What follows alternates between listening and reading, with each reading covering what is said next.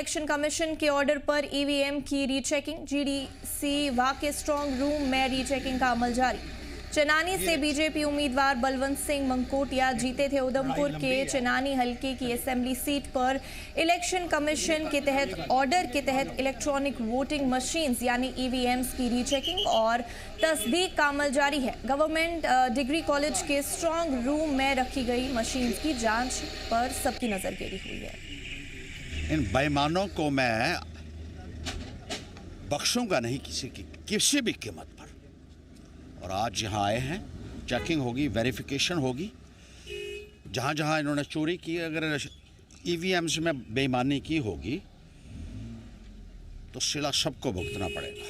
ये बात ये याद रखें।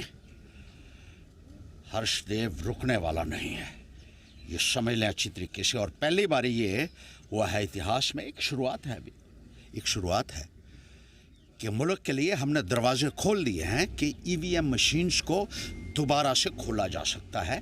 और उसी जगह खुलवा रहा हूँ जहाँ पे यहाँ धांधली हुई थी, जहाँ पे ये ईवीएम्स को स्टोर किया गया था, उसी जगह पे उन मशीनों को दोबारा खोला जाएगा।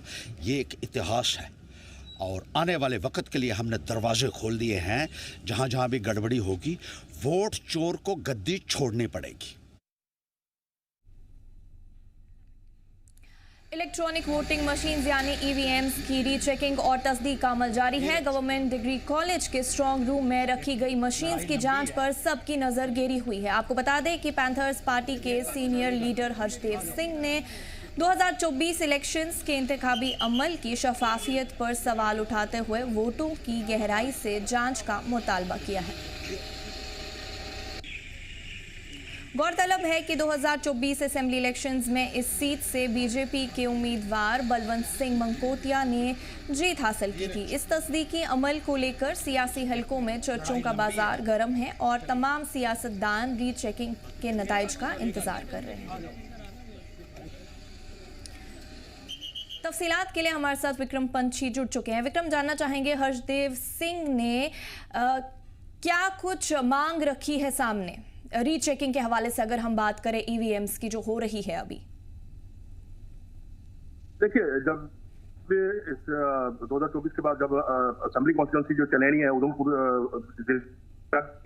वहां पे जब उसके कहीं ना कहीं जो है सियासत का बाजार जो है वो गर्म होगा, से ये मांग करना शुरू कर दी थी कि कहीं ना कहीं जो है वो गड़बड़ जरूर हुई है। और जिसको लेकर वो लगातार इलेक्शन कमीशन से आ रहे थे कि जो तीन जो पोलिंग बूथ्स हैं, उन 3 पोलिंग बूथ पे जो मशीन्स हैं उनकी दोबारा से रीचेकिंग की जाए, जिसको लेकर काफी समय के बाद जो है सुनवाई हुई और उसके बाद आदेश जो है वो जारी किए गए। और आज का तारीख जो है वो सुनिश्चित की गई और आज जो दोबारा से जहां strong room boys degree college Udhampur जो है वहां पर रीचेकिंग जो है वो चल रही है। दोनों प्रत्याशी बलवंत सिंह मनकोटिया जो जीते थे और हर्षदेव सिंह दोनों इस समय अंदर हैं और रीचेकिंग जो है वो चल रही है।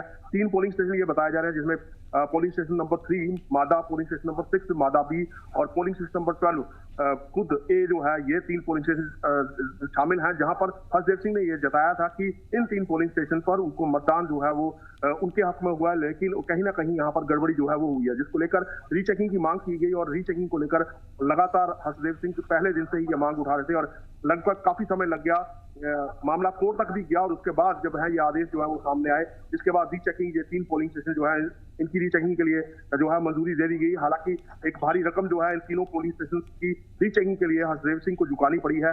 लगभग 1.5 लाख रुपए के करीब जो है वो इलेक्शन कमीशन ऑफ जो स्टेट कमीशन है वहां पर जमा करवाया गया है, जिसके बाद चेकिंग को जो है वो मंजूरी यहाँ दे दी गई है। अब साथ में इसमें यह भी दिया है कि जो रीचेकिंग है वो पूरी गहनता से होगी, पूरी मशीन उनकी गहनता से चेकिंग की जाएगी।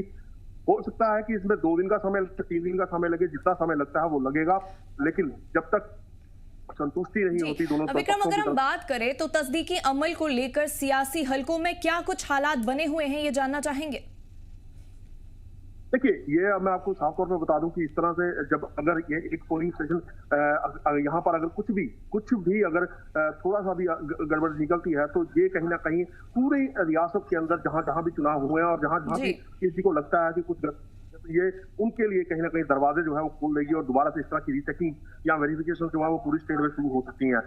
उधमपुर की बात करूं तो उधमपुर का जो उधमपुर ईस्ट विधानसभा थी, वहां पर भी जो प्रत्याशी हारे थे वो मात्र 1200 वोट से हारे थे। तो कहीं ना कहीं ये भी उनके लिए एक जवाब रहेगा कि उनकी नजर भी इस पर रहेगी कि अगर यहाँ पर कुछ निकलता है तो शायद वो भी इस रास्ते को अपना सकते हैं। लेकिन फिलहाल अभी यहाँ पर आशंका सिर्फ जताई जा रही है, लेकिन जिस तरह से यहाँ स्ट्रांग रूम में या पारदर्शिता जो है वो रखी गई है इलेक्शन कमीशन की तरफ से, वहां पर यह साफ जाहिर है कि कुछ भी गड़बड़ होने का इम्कान जो है वो नहीं लगाया जाता। लेकिन एक लोकतंत्र का प्रक्रिया है और संविधान है और लोगों को आजादी है अपनी बात रखने का, तो कहीं ना कहीं हरदेव सिंह को भी ये पूरा मौका दिया गया है कि वो अपनी बात को रख पाए और पक्ष जो है वो बिल्कुल साफ हो पाए। तो इस समय रीचेकिंग जो है वो चल रही है।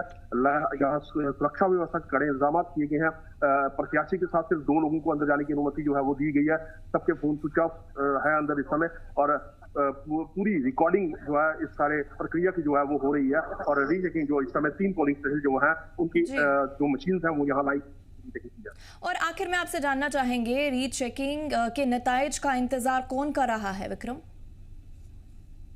जी, इसमें अगर बात कही जाए तो समर्थक जितने भी हैं, चाहे वो पीपल्स पार्टी के समर्थक हैं या फिर भाजपा के समर्थक हैं या आम वोटर जो हैं, ये उनके लिए भी कहीं ना कहीं असमंजस बना हुआ है। और अब सबको इन नतीजों का इंतजार है कि कब नतीजे बाहर आते हैं। खास करके हरदेव सिंह को काफी ज्यादा इंतजार होगा, क्योंकि वो लगातार पहले दिन से ही ये इल्जाम जो है वो लगाते आए हैं कि इसमें जो है गड़बड़ हुई है। तो इस सब चीजों को लेकर कहीं ना कहीं अब जो है साफ और स्पष्ट जो है वो कर दिया गया है और एक बार इजाजत जो है वो दे दी गई है मशीन्स की रीचेकिंग के लिए। और रीचेकिंग जो है वो इस समय चल रही है। अब थोड़ी देर के बाद देखते हैं कि इस तरह के नतीजे सामने आते हैं, क्योंकि पहले मैं बता चुका हूं कि इसमें ये साफ किया गया है कि 1 दिन का समय लगे, 2 दिन का लगे या 3 दिन का समय लगे, तो पूरा समय जो है वो दिया जाएगा और पूरी रीचेकिंग जो है वो होगी। चलिए, तफसीलात के लिए आपका बहुत बहुत शुक्रिया विक्रम।